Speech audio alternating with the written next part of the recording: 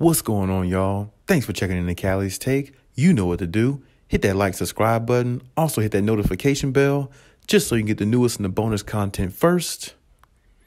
But hey, let's just go ahead and jump right in.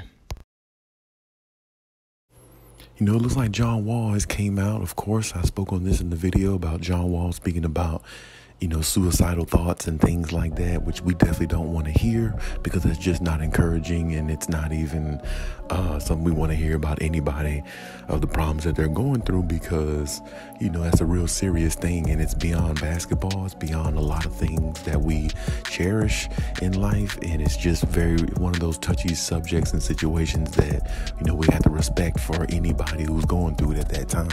So Stephen A. Smith offered a apology, or is offering an apology, to John Wall, because there was some criticism thrown from Stephen A. Smith's way, some shade thrown his way at John Wall because of the Houston Rockets situation and him not, playing and, playing to the level of a player as he once was, and a lot of things like that. And and there was some criticism thrown John Wall's way, I think last year, and things like that. But at the same time, Stephen A. Smith came out and said he can't wait to see John Wall. And this is real talk from Stephen A. Smith, because I can definitely feel where he's coming from, because John Wall was going through something that we didn't know, and, criticizing his game and, things about his game and the way he handled his business with an organization, which was the Houston Rockets. He did receive some criticism from Stephen A. Smith, and it wasn't only from Stephen A. Smith. It was some other analysts that had an opinion about that as well. But, everybody didn't know the situation really up until now.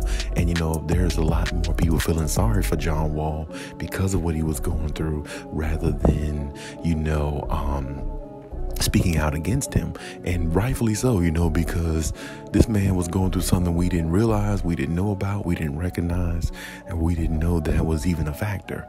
And the fact that he went through it, and he found a way through it, found a way back, trying to get his footing again, and everything, it's good to see. And looking at John Wall and the workouts and some of the videos that they're putting out, I'm liking what I'm seeing. I'm liking that he's trying to rebuild himself, regather himself, and regain the confidence that he once had, because that's gonna, fly over well with Ty Lue, and him regaining the confidence he once had is going to make him go out there and play at high level. And if he can do that, for the Clippers, then, like I said, the Clippers have a very, very good situation, because they never had a point guard of the caliber of a John Wall who can get you 18 and 9 a game easily any night of the week and play at a high level, unlike a lot of other point guards in the league, because John Wall at one time was a top 5 point guard. Only thing the Clippers really need him to play like is a top 10 point guard, and it's not even playing like a top 10 point guard consistently like all 82 games. It's just more of him getting a rhythm of playing with that type of mentality, that type of level, high level of basketball, because it's going to put the Clippers over the hump in the playoffs when they actually go and have to, play against, real competition in the playoffs, and, it's do or die. So you want to have your point guard playing at his best, understanding the role of every player on the floor, understanding the offense at a high level, and being able to run it at a high level. And Reggie Jackson can do that as well, because Reggie Jackson's been playing the point, for the Clippers for a while now. So, but with all that said, regardless, John Wall eventually is going to be the focal point of the point guard position, even though Reggie Jackson might actually, be the starting point guard in the beginning in the season, or mainly throughout the season. It's more so because they're just going to try to get John Wall acclimated with the offense, build the chemistry with the guys, so when it comes playoff time, he's going to log in some heavier minutes than what he probably will do during the regular season, because Ty Lue is smart. Ty Lue is definitely going to get him acclimated with the team and understand his role to the highest level that he can, and try to execute it at the highest level, because it's needed for him to play at that level, because this team is wanting a championship, and to get a championship, everybody has to understand their role, but the point guard has to be able to anchor the offense and allow players to play at the high level that they can do, along with himself doing the same thing while they're in the midst of a playoff run. And John Wall is going to have to prove that he can actually do that. Something that he never actually proved before when he was on the Washington Wizards, when he was a superstar or a star, caliber point guard. So, I mean, with that being said, we're going to see, in this instance here, we're going to see a part of John Wall we never actually saw before, even when he was actually, at his greatest point. We never saw him have to play at a high level and help be a part of a championship team. We've never seen him do that, and it's a lot asking John Wall to be that now, especially that now the last couple of years he hasn't really played at a high level, and he hasn't really, played much at all. But hopefully the Clippers can find a way to bring something out of him other teams couldn't, and that's greatness that is equal to or that ends with a championship. And I feel like Ty Lue is definitely the type of coach that can push him in that right direction. Ty Lue has been a point guard himself in the league. As we all know, he's won championships as a player, as a coach. So his wisdom that he can instill in John Wall, because he was a point guard himself and he could see the floor from a different angle, he can instill some of that in John Wall, and hopefully we can get this going, and maybe the Clippers can win a championship.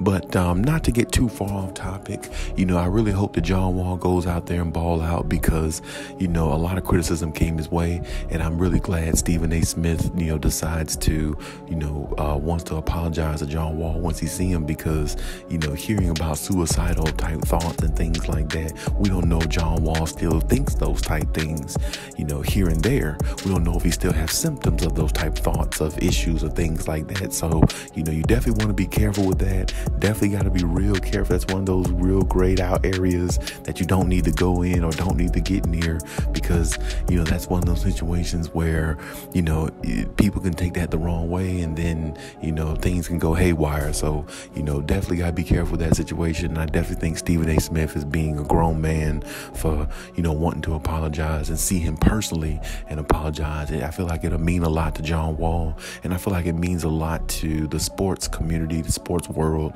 to hear analysts come out and step out and say, hey, I was wrong about something, especially somebody like Stephen A. Smith, who's really real big and well respected as an analyst.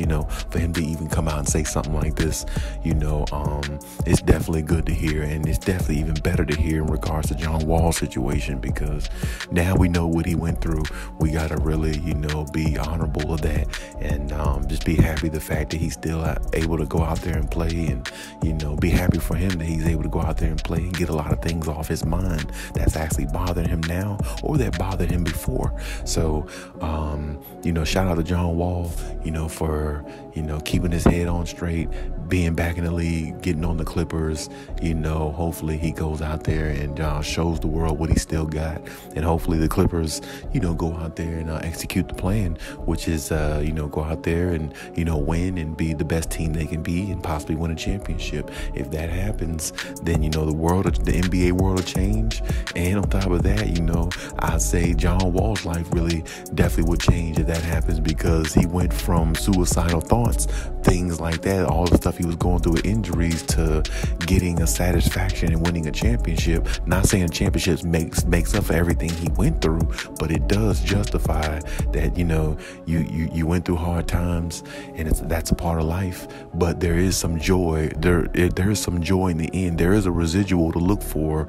There is a silver lining going forward. You will see some happiness going forward, and that's always positive, and that's what we want to see. And we want to see John Wall stay healthy and play the best he can. I'm pretty sure Stephen A. does as well. And I definitely believe that the apology from Stephen A. will be genuine when he sees him, and I definitely believe it'll be well received. And I definitely believe that both parties will be able to move on and root for one another. And hopefully everything goes well in that way. But hey, that's my take on everything. Leave any comments in the comment section. Check my other videos if you haven't. And hey, Cali out.